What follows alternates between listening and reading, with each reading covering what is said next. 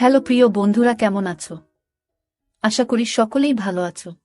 আবারও চলে আসলাম নতুন একটি গল্প নিয়ে। গল্পটি শেষ পর্যন্ত শুনলে তোমাদের দাঁড়িয়ে যাবে। আমার পরিবারে আমার মা আর আমার বাস। পরিবারে আমরা দুজন ছাড়া আর কেউ নেই।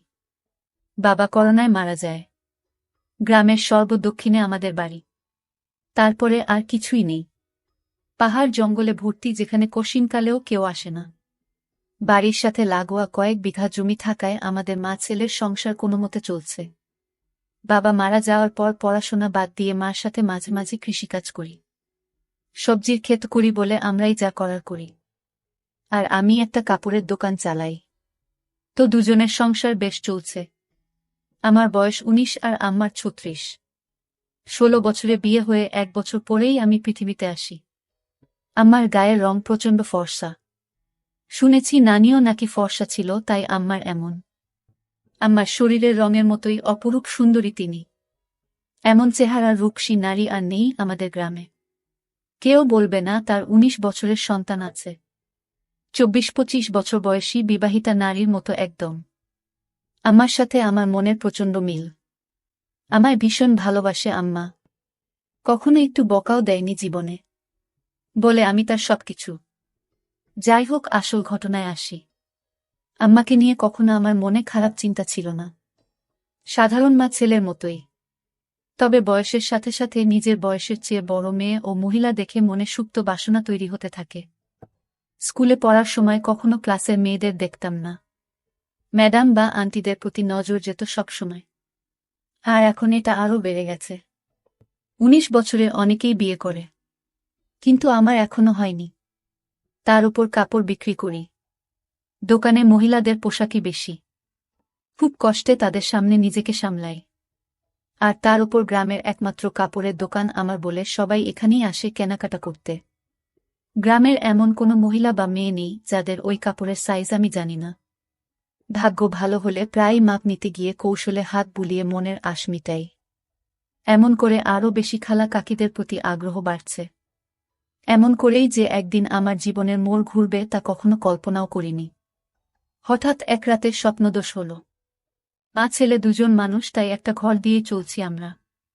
আম্মা আমার বিপরীত পাশে একটা খাটে ঘুমায়।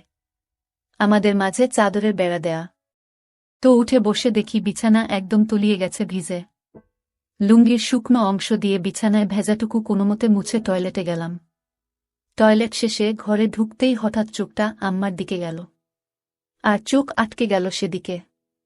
শাড়ি উপরে উঠে পায়ের কিছুটা বেরিয়ে আছে। কিন্তু এইটুকু দেখে আমার চোখ আটকে গেল। নিজের অজান্তেই কেমন একটা ঘুরে হারিয়ে গেলাম। আমিও এগিয়ে আম্মার কাছে গেলাম। আম্মা গভীর ঘুমে আছে। নিঃশ্বাসের সাথে বুকটা উঠানামা করছে। আর কেউ যেন আমার বুকে ঢাক পেটাচ্ছে। মন ভরে অধীর আগ্রহে আম্মার রূপদর্শন করছি। হঠাৎ আম্মা আর মোড়া ভাঙতে লাগলো ঘুমের মাঝে। আমি দ্রুতে নিজের বিছানায় এসে শুয়ে পড়ি। সারা রাত শুধু আম্মার কথা ভেবেই পার করলাম। ঘুমাতে পারলাম না। অনেকক্ষণ পরে চোখ বুজলাম। সকালে উঠে উঠোনে গিয়ে দেখি আম্মা গরুর দুধ দোহাচ্ছে। আগেও দেখেছি, কিন্তু আজ চোখে পড়ল আম্মার পিঠ অনেকটা খোলা। মসৃণ ত্বকের পিঠ দেখে সাবানের অ্যাড করা নায়িকার সব ফেল। রাতে আম্মার সামান্য সৌন্দর্য দেখেই আমি আম্মার প্রতি নিষিদ্ধ আকৃষ্টতা অনুভব করতে লাগলাম। এটা খারাপ বা ভালো এমন কোনো চিন্তাই মাথায় আসছে না। আম্মার পিছনে দাঁড়িয়ে দেখেই যাচ্ছি। হঠাৎ আম্মা পিছন ফিরলে চমকে গেলাম দুজনেই। ছি, আম্মা বুঝে ফেলল না তো? কিন্তু আম্মা বলল, কি শুনে ঘুম ভাঙছে তোমার? বলে রাখা ভালো, আম্মা আমাকে সব সময় সোনা ডাকে, আর তুমি করেই বলে। যাই হোক, আম্মার কথায় মনে হলো না যে সে বুঝেছে আমি কি করছিলাম। আম্মা, যাও মুখ ধুয়ে আসো। খাবার দিচ্ছি। আম্মা, আজকে দুধ খাবো। আম্মা, এই দুধ খাবা? আমি মনে মনে অন্য কিছু বলতে লাগলাম। আম্মার ডাকে সম্মিত ফিরল। আম্মা, এই দুধ মাত্র দোহাইতেছি। গরম না করলে খাবা কিভাবে? আমি এভাবেই খাবো। তুমি খাইয়ে দাও। আম্মা, আচ্ছা আসো। এই নাও পাগল ছেলে। আম্মা গ্লাসে করে দুধ ঢেলে এগিয়ে দিল। আম্মা মুচকি হেসে আমার চুল আউলে দিয়ে বলল, এখন যাও হাত মুখ ধো। খাইতে দিব। আমি হাত মুখ ধুয়ে খেতে আসলাম। এসেই বলি, আজ আমাকে খাওয়ায় দাও। আম্মা অবাক হয়ে বলল, আজ কি হয়েছে তোমার? আমি, কেন? খাওয়াই দিতে পারবা না? আম্মা, আমি কি তা বলছি নাকি? আমি, তাহলে এমন জিজ্ঞেস করো কেন? আম্মা, আচ্ছা বাবা, রাগ করো না, আসো খাওয়াই দেই। আম্মা খাইয়ে দিচ্ছে এমন সময় বললাম, আচ্ছা আম্মা, তুমি আমাকে ভালোবাসো? আমার এমন প্রশ্ন শুনে আম্মা এক প্রকার ভয় পেয়ে বলল, কি হয়েছে তোমার? আজকে এমন কেন করতেছ? শরীর খারাপ নাকি? বলে আম্মা আমায় কপালে গালে ছুঁয়ে দেখতে লাগলো জ্বর আছে কিনা। আমি, আরে কিছু হয়নি, জিজ্ঞেস করতে মন চাইল। আম্মা, তুমি ছাড়া আমার জীবনে আর কেউ আছে নাকি? তোমাকে নিয়ে আমার সব, আমার প্রাণ তুমি। নিজের জীবন থেকেও তোমায় বেশি ভালোবাসি সোনা। কিন্তু হঠাৎ এসব কেন জানতে চাইতেছ? আমি, আম্মা, তুমি আব্বা মারা যাওয়ার পর থেকে আর আগের মতো নাই। সাজো না, নতুন কিছু পড়ো না, আমার এইসব ভালো লাগে না। আম্মা নিরাশ হয়ে বলল, বাবারে, স্বামী মারা গেলে কোনো নারীর অস্তিত্ব থাকে না। তুমি আমার জীবনে আছো দেখে বেঁচে আছি, নইলে কবেই মরে যেতাম। আমি বাবাকে ভীষণ ভালোবাসতে, তাই না আম্মা? সব স্ত্রী তার স্বামীকে ভালোবাসে, আমিও বাসতাম। আমি, কিন্তু আমাকে বাসনা তার প্রমাণ দিয়ে দিলে। আমার পছন্দ তুমি সেজেগুজে থাকো, কিন্তু তুমি তা করো না। আমায় ভালোবাসলে এমন করতে না। তুমি খুশি থাকো, তা চাই আমি। তুমি একটা বিয়ে করো, আবার সুখের সংসার করো, তাহলে জীবনটা ভালো কাটবে। কেন এসব বললাম নিজেও জানি না, মনে এলো আর বলে দিলাম। আমার কথা শেষ হতে না হতেই ঠাস করে একটা চড় পড়ল আমার গালে। আমি ব্যথার চেয়ে অবাক হয়েছি। আমার জ্ঞান হবার পর কখনো আমাকে কেউ মারেনি। মার দূরে থাক, কখনো চোখ রাঙিয়ে কথাও বলে না। কিন্তু আজ এতই রাগ হলো যে মার খেলাম। আম্মার চোখ লাল হয়ে আছে, কাঁদতে কাঁদতে বলল, নিজের বাবা মরে গেছে বলে মাকে অন্যের বিছানায় দিতে চাও? বোঝা হয়ে গেছি আমি, তাই না? আমাকে খাওয়াতে পড়াতে কষ্ট হচ্ছে, আমি চলে যাব, চিন্তা করো না। বলেই উঠে চলে গেল। আম্মা ও নিজের বিছানায় শুয়ে কাঁদতে লাগল। আমি উঠে তার কাছে গিয়ে হাজারো বার বোঝানোর চেষ্টা করলাম, কিন্তু আমার কোনো কথাই শুনল না। আম্মা, এখন আমার চোখের সামনে থেকে যাও। আমি আম্মার কথায় ভয় পেয়ে যাই, বের হয়ে যাই দোকানের উদ্দেশ্যে। রাতেও কথা বলল না, যে যার মতো শুয়ে পড়ি। হঠাৎ ঘুমের মধ্যে গালে নরম ছোঁয়া পেয়ে উঠে পড়ি। দেখি আম্মা আমার সামনে বিছানায় বসে। উঠে আমি সামনে বসতেই আম্মা চোখ জ্বলজ্বলে করে আমার গালে হাত বুলিয়ে বলল, ব্যথা করছে তাই না? আমি, আমাকে মা করে দাও আম্মা, আর কখনো বলবো না এসব। তুমি আমার কাছে মোটেও বোঝা না। আমি ভেবেছি হয়তো তোমার ভালো হবে, কিন্তু তুমি কষ্ট পাবে জানতাম না। আমায় মাফ করে দাও। আম্মার সাথে সাথে আমায় বুকে টেনে নিল ও বলল, সোনারে, আমি তোমায় ভীষণ ভালোবাসি।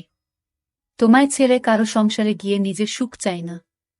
তোমার বাবার পরে তুমি আমার একমাত্র সম্বল। আর কখনো এমন বলো না সোনা। আমি, আর কখনো বলবো না আম্মা। আমার উপর আর রাগ করে থেকো না। এবার মনের কষ্ট ও ভয় দূর হলে আমি মার সৌন্দর্যের উপর আবার আকৃষ্ট হলাম। পরদিন বিকালে বাড়ি ফিরেই আমি চমকে উঠলাম। আম্মার পরনে একটা সবুজ শাড়ি আর হলুদ ব্লাউজ পরায় চমৎকার মানিয়েছে, একদম সর্ষি ললনা লাগছে। আমায় দেখে মুচকি হেসে বলল, এখন ঠিক আছে তো? আমি, তুমি সত্যি আমার জন্য নতুন শাড়ি পরেছ আম্মা? নইলে কি অন্য কেউ আছে আমার? আমি খুশিতে আম্মাকে জড়িয়ে ধরি। আম্মাও সাড়া দিল। আম্মা, তুমি আমার জান। তোমার খুশিই আমার খুশি। তুমি নতুন নতুন সাজবে তা আমার খুব ভালো লাগে। আম্মা, বুঝেছি। তোমাকে এখন সুন্দরী একটা মেয়ে দেখে বিয়ে দিতে হবে। আমি, আর কখনো বিয়ের কথা আনবে না। আম্মা, সে কি? বিয়ে কেন করবে না? আমি, আমি শুধু তোমায় নিয়েই থাকব। আম্মা, আরে পাগল, আমি তো থাকবই। বিয়ে করতে তাতে সমস্যা কোথায়? আমি, আমার আর তোমার মাঝে অন্য কেউ আসতে পারবে না। আমি চাই না আমাদের মাঝে কেউ আসুক। আর কখনো বিয়ের কথা বলবে না। তুমি ছাড়া আর কাউকে নিয়ে আমি সংসার করতে চাই না। আম্মা আমার কথা মা ছেলের মমতাময় ভাব বুঝেছে। কিন্তু তা ছাপিয়েও যে আমি তার মন প্রাণ সব পাওয়াটা ভাবছি তা তো সে জানে না। আম্মা, আচ্ছা বাবা, আর বলবো না। আম্মা কিছুক্ষণ আমায় চেয়ে দেখল ও বলল, আচ্ছা যাই হোক।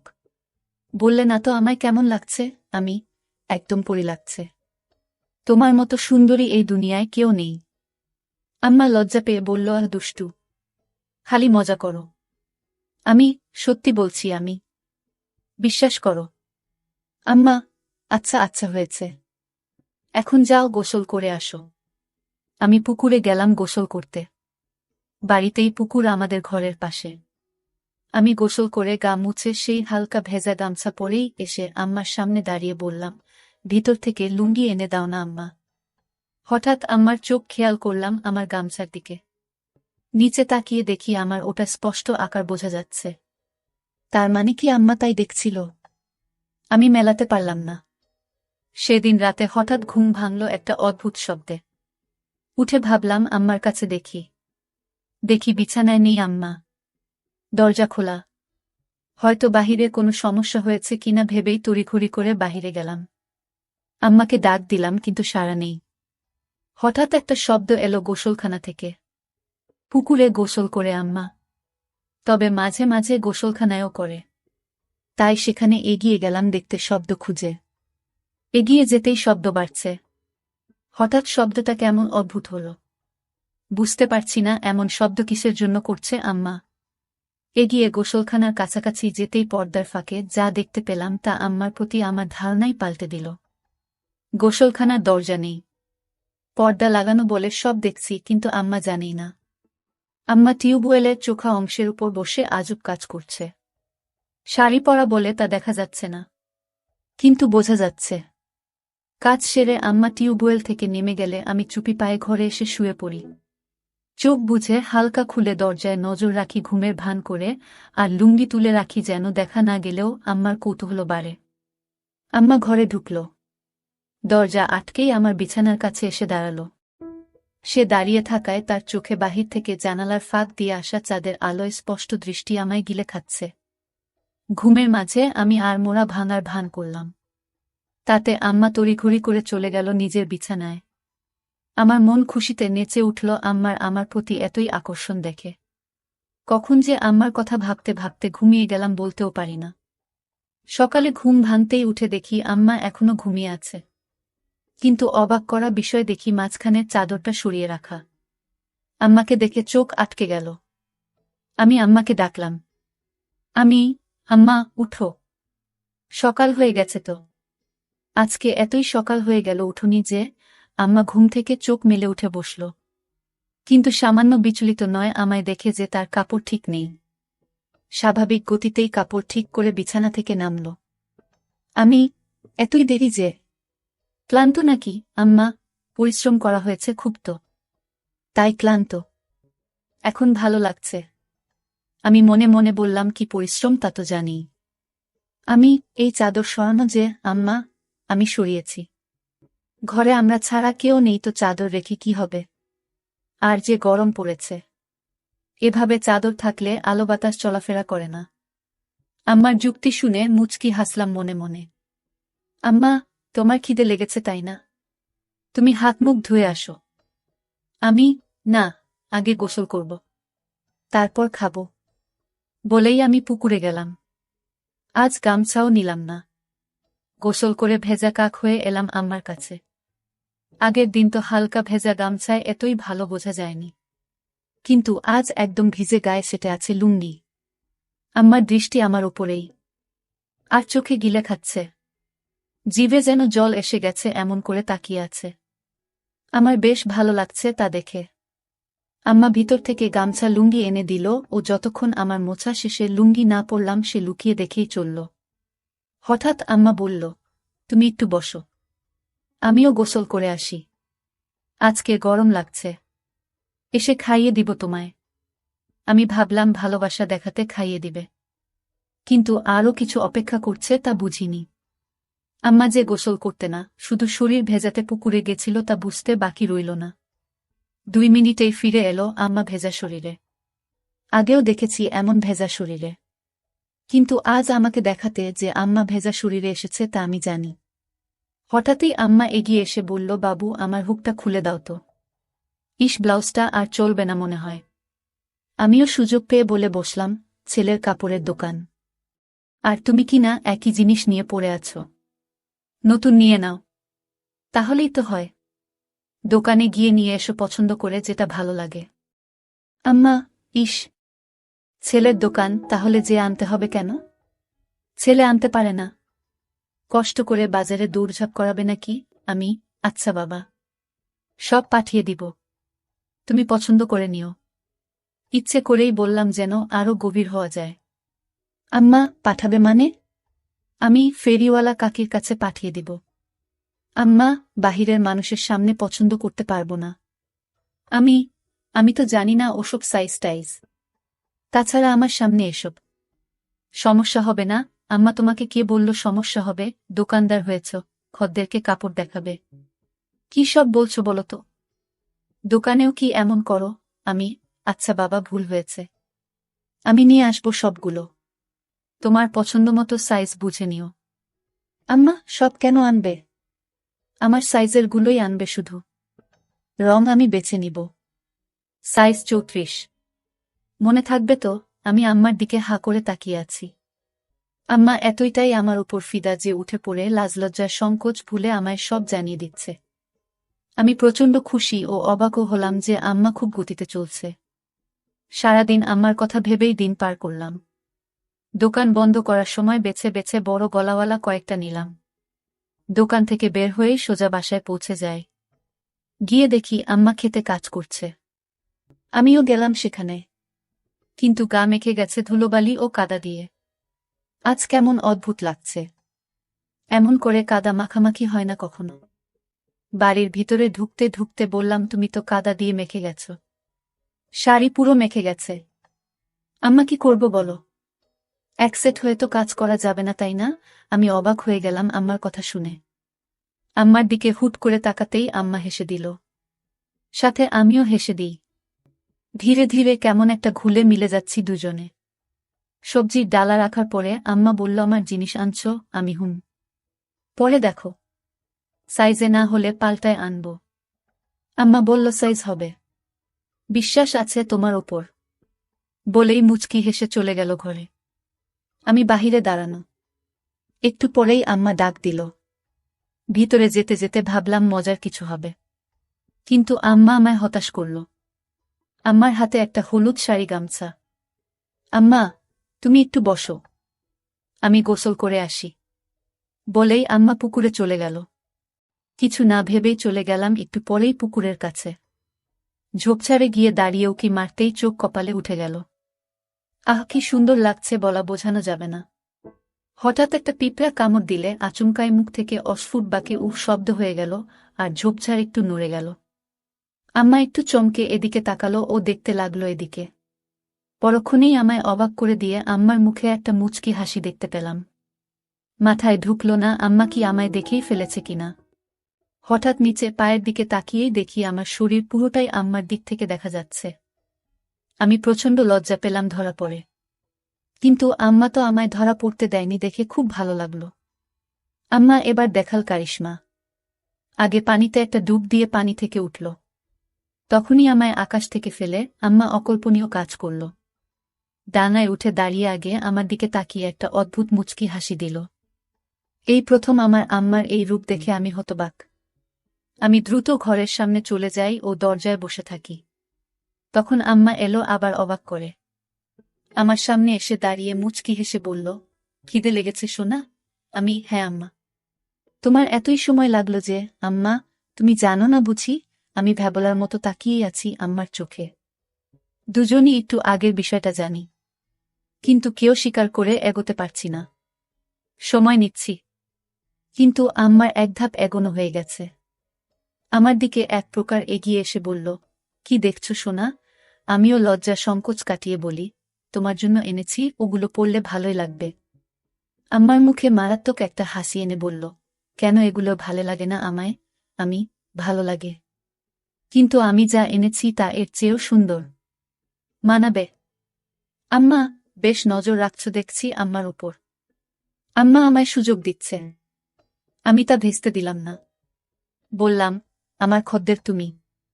কোনোটাই কেমন লাগবে তা আমার দেখা দায়িত্ব। আম্মা চোখ পাকিয়ে বলল, তাই? তাহলে তো গ্রামের সব মেয়ে মহিলার দিকে দেখা হয়ে গেছে। আমি হকচকিয়ে গেলাম। কথা সত্যি, কিন্তু বুঝলাম আম্মার খানিকটা জ্বলন হচ্ছে। তাই আরেকটু জ্বালাতে বললাম, সবাইকে কি আর দেখব? যার জন্য সাধারণ ভাবনায় যা দেখা লাগে তাই দেখি। টাকা দেয় ভালো জিনিস দিতে, বুঝে শুনে ভালোটাই দিই। আমিও কি সবার কাতারে পড়ি? আমাকেও কি টাকা দিতে হবে? আমি মুচকি হেসে বললাম, যদি খদ্দের হয়েই থাকো তাহলে দিবে টাকা। আমার অধিকারে নেওয়া পাপ। তুমি কি হিসেবে চাও? ঢিল মেরেছি। এবার ঘুঘু ধরা নিজেই পড়তে চায়, তাই ঢিল নিজেই গায়ে লাগাচ্ছে। আম্মা, তা দেখা যাবে। তুমি বসো। বলেই আম্মা ভেজা শরীর নিয়ে ঘরে চলে গেল। কিন্তু দরজা খোলাই আছে। কখনো এমন করেনি, কিন্তু আজ করেছে। 2 মিনিট পরেই আম্মার হঠাৎ ডাকে ভয় পেলাম। ভাবিনি এতই তাড়াতাড়ি ডাকবে, কারণ এতই তাড়াতাড়ি কাপড় পরা হয় না।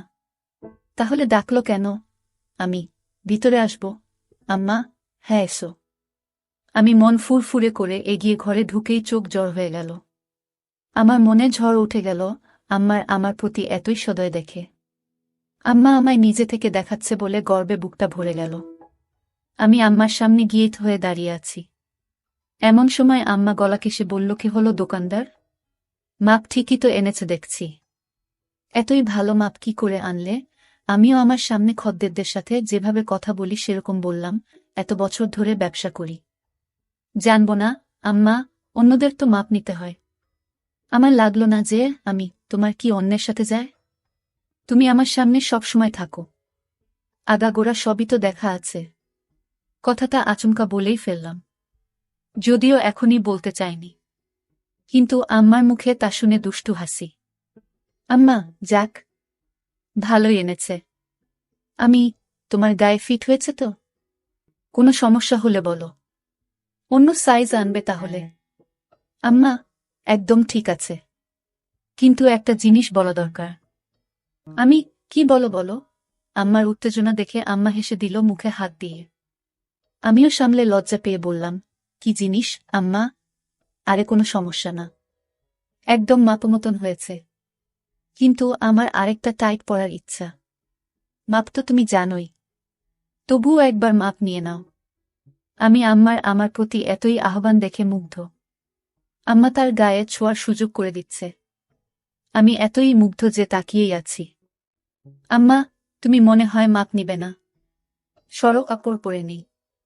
আমি, আরে না, এই তো নিচ্ছি। এক প্রকার দৌড়ঝাঁপ করে ফিতা এনে আম্মার সামনে দাঁড়ালাম। অন্যদেরও তো স্বাভাবিকভাবেই মাপ নিই, কিন্তু আম্মার সামনে এসে বুক ধরফর করছে। কোনো পাশ থেকে শুরু করব তাই বুঝতে পারছি না। এতই পাগল হয়েছি যে কিসের জন্য মাপ নিব তাই জিজ্ঞেসই করিনি। আম্মা মুচকি হাসছে আমার কাণ্ড দেখে। আমি, কি হলো, হাসছ কেন? আম্মা, কিসের মাপ নিবে তুমি? জিজ্ঞেস করেছ? আমি, ও তাই তো। কিসের আম্মা? জামার। পাগল ছেলে, তুমি যে দোকান করো কিভাবে জানি না। নাও এই ধরো।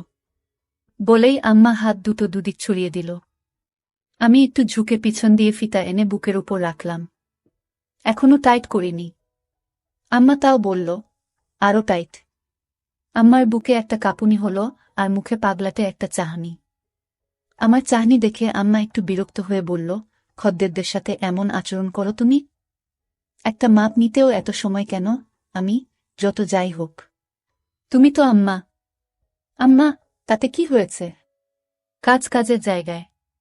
বাহিরে হলে কি এতই স্বাভাবিকভাবে তোমায় বলতে পারতাম? তুমি নিজের পেটের সন্তান, তাও যদি এতই রংচং করো। লাগবে না, যাও। বলেই আম্মা সরে যেতে নিলে আমি হাত ধরে বলি, আচ্ছা এসো, মাপ নিচ্ছি। কত রাগ করে গো আম্মা, নয়তো কি করব? বাহিরের মানুষের কাছে গিয়ে মাপ দিব? আম্মা, আচ্ছা হয়েছে, এসো। হাত ছড়াও। আম্মা, পারব না। পারলে সরিয়ে নাও। আম্মার এই অভিমান খুব ভালো লাগল। আমি এবার সংকোচ কেটে গেলাম। তাই আমিও এগিয়ে গেলাম।